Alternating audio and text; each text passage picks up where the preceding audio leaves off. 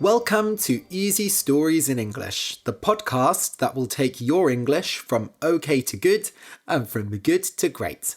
I am Ariel Goodbody, your host for this show. Today's story is for pre-intermediate learners.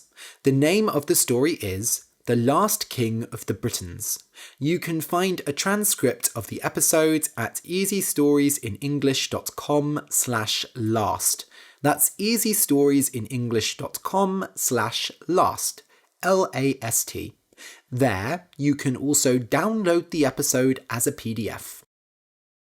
A few months ago, I entered a flash fiction competition. I've talked about flash fiction on the podcast before. It's stories that are less than 1,000 words long. Anyway, this competition was run by Reflex Fiction, and I won second place. My story was called I Bet I Could Taste It, and it's kind of hard to describe. Generally, I could say it's a post-apocalyptic story, which means it takes place in a world after a big nuclear war. But as with most flash fiction, it's more about the feeling it gives than having a complicated story.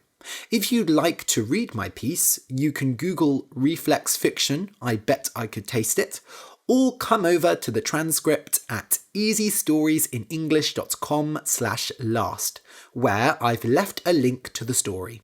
Just remember, this story is aimed at native speakers, so it might be a bit difficult to understand.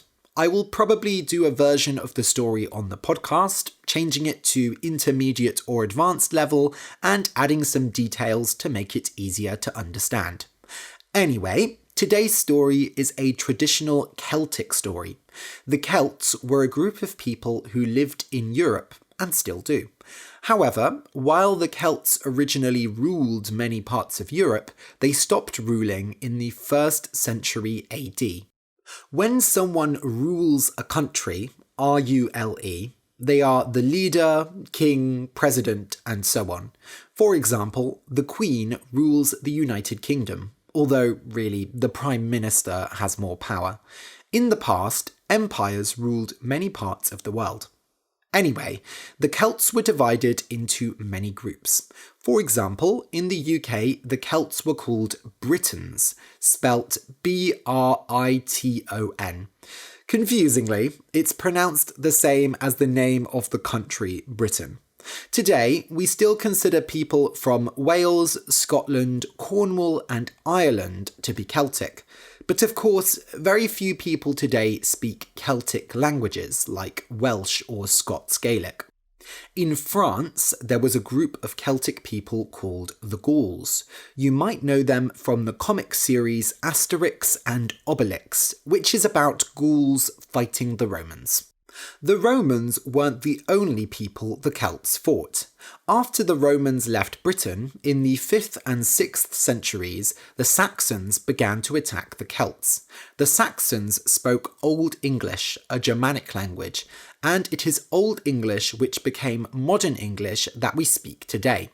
The name England comes from the Saxons, because it was originally called Englaland, land of the Angles. The Angles were one of the groups which joined with the Saxons to make the Anglo-Saxons, who ruled Britain after the Celts and the Romans. In this story, I call them Saxons. You probably don't need to know all the history to enjoy this story, but I think it is very interesting. The history of the UK is a history of fighting. Of course, there were many battles and wars after the Anglo-Saxons came. So it is a bit strange for modern Brits, because we often feel a connection with the history of our country, a connection with the Celts, but of course most of us aren't related to them at all. Most Welsh, Scottish and Cornish people don't speak the old Celtic languages these days either, although many people are trying to revive them, to bring the old languages back to life. Okay, I'll just explain some words that are in today's story. When you are trying to do something very difficult and you cannot do it, you might give up. That means you stop trying to do it. For example, if you are playing a very difficult video game and you keep dying on one level, you might just give up.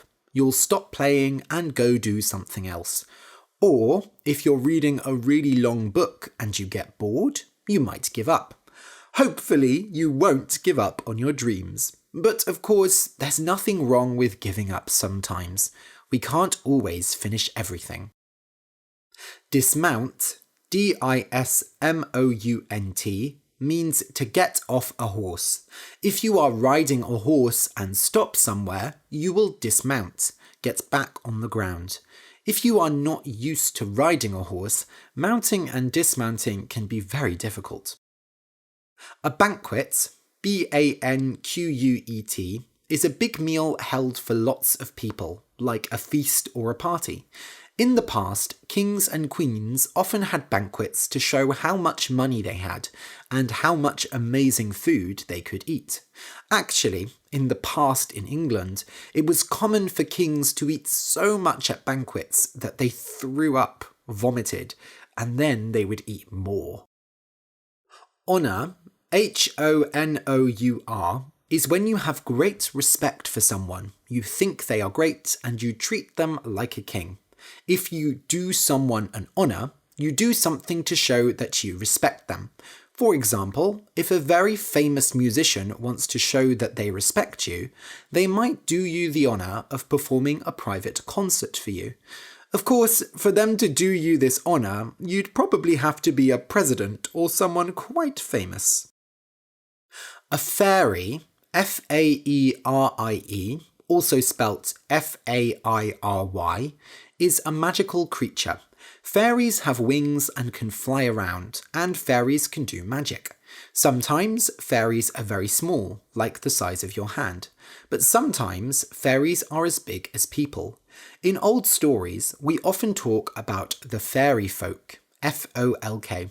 Folk means people. So the fairy folk are all kinds of people who had magic. Not all of the fairy folk are the small kind of fairies who can fly. Dwarves, D-W-A-R-V-E-S, are a kind of magical creature. Dwarves are very short men, and they usually have big beards and live underground. The most famous dwarf is Gimli from Lord of the Rings. Of course, dwarves don't really exist, but in stories they often have great treasure.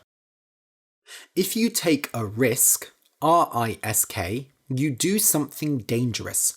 For example, if you climb onto a roof of a house, you are taking a risk because you could fall off and hurt yourself. If you risk your life, you are doing something really dangerous and you might die. Hopefully, none of you are risking your lives regularly. A deal, D-E-A-L, is an agreement between two people. For example, maybe you say to your friend, if you give me £5 today, I'll give you £6 next week. That's making a deal. When you make a deal, you have to be careful, of course, especially if you're making a deal with someone you can't trust. When you drop something, it might not fully break, but it might get a crack in it. C-R-A-C-K. A crack is when something has almost broken, but not quite. If you have a crack in a glass, you can't use it because the water will fall out through the crack. If you have cracks in the walls of your house, then it'll probably get cold. Some people believe that it is bad luck to walk on cracks in the street. They say, step on a crack and you'll break your back. A shepherd, S-H-E-P-H-E-R-D, is a person who looks after sheep. Shepherds often use dogs to help them move sheep. Shepherds carry big sticks and walk a lot with the sheep, moving from one place to another. They have to keep the sheep safe from wolves. When two people are reunited, R-E-U-N-I-T-E-D,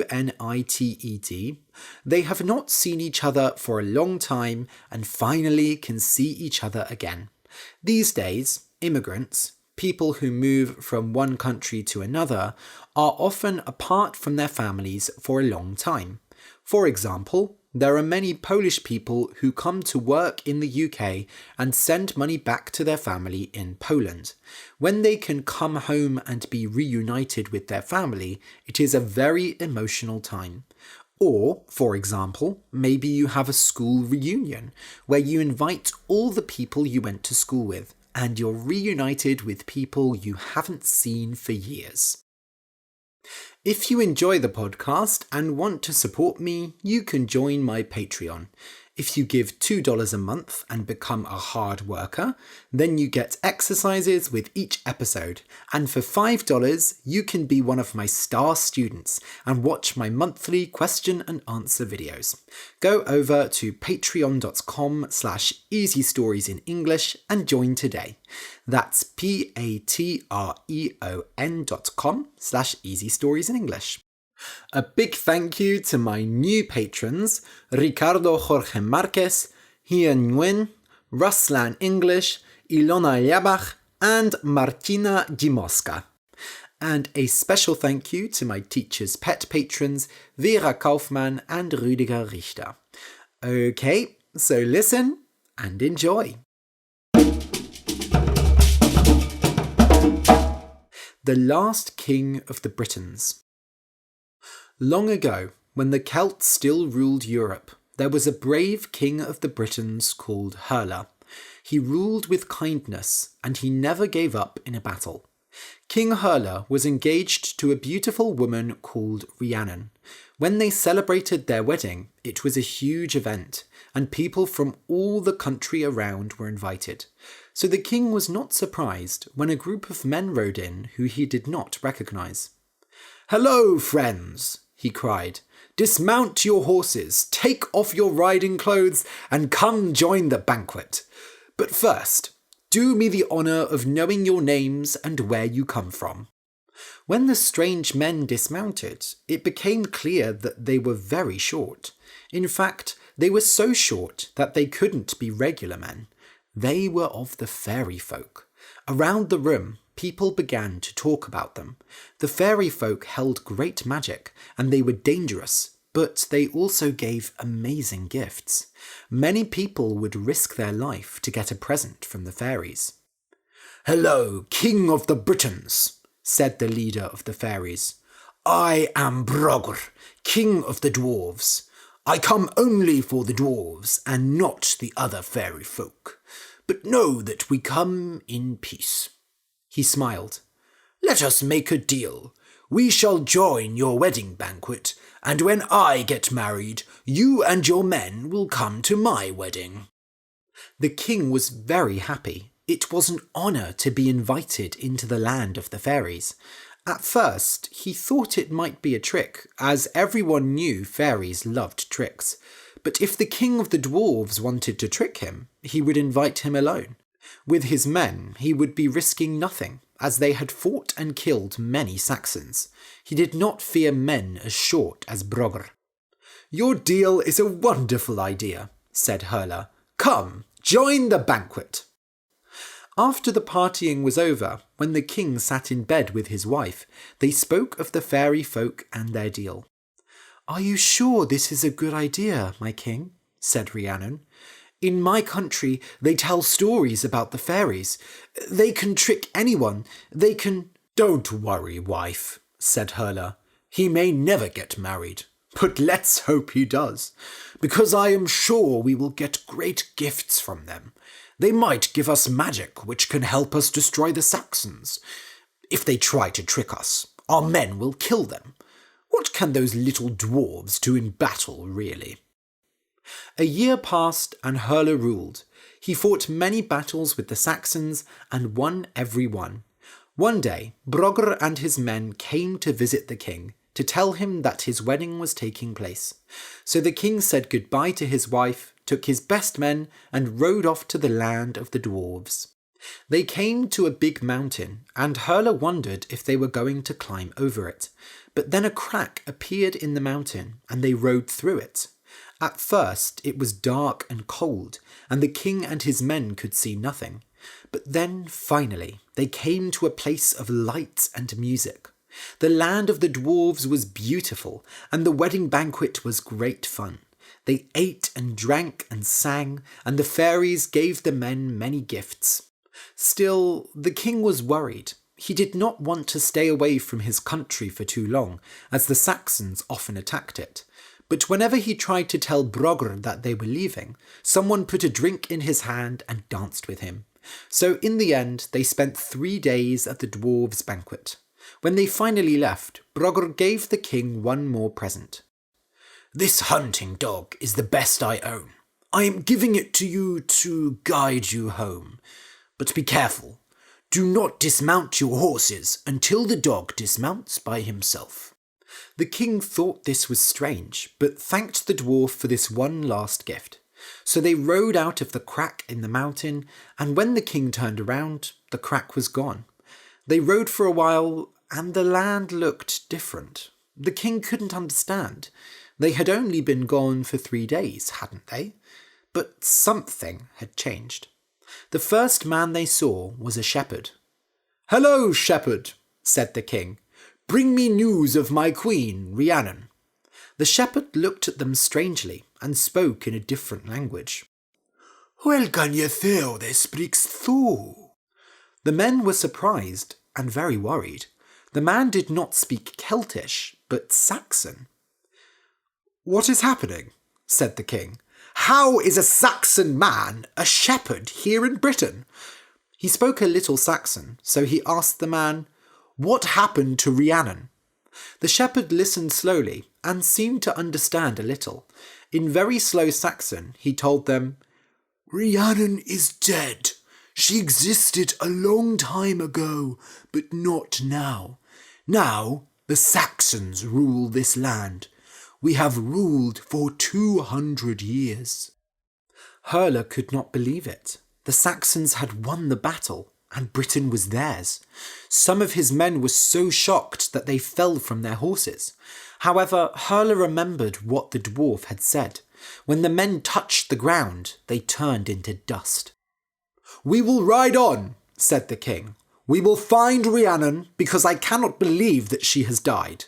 If the fairies took us away, perhaps they took her as well. And remember, until this dog dismounts, do not place a foot on the ground." So the king and his men began their journey. At first, they rode in the day, but the Saxons did not like this and often attacked them. So they started to ride only at night. People thought they were ghosts or fairies and kept far away from them. They travelled very far, but they never found the queen. And still, the dog did not dismount. They lived their whole lives on the horses, hunting and eating without dismounting. All the king wanted was to be reunited with his wife. Herla told himself he would never give up. He had never given up during the battles with the Saxons. But he could not keep his hope. Britain was lost, and so was his wife. Finally, they came to the River Wye. The king did not tell his men what he was doing, but he did not need to. The river was long. If the waters carried his dust away, perhaps he would one day be reunited with Rhiannon. So the king walked into the river and all his men followed him. The last king of the Britons and all his men turned into dust, and the river carried them away. When all the men were gone, the dog finally dismounted and began its long journey home. Some say that King Herla and his men never found peace, that they travelled the rivers like ghosts, but others say that Rhiannon was taken by other fairy folk, those who live under the sea. They say that King Herla and his men travelled the waters for years, and the two lovers were reunited. Who can say? This knowledge has been lost to time, just like the Celts lost to the Saxons. But remember, if a fairy offers to make you a deal, you could be risking more than just your life. The end.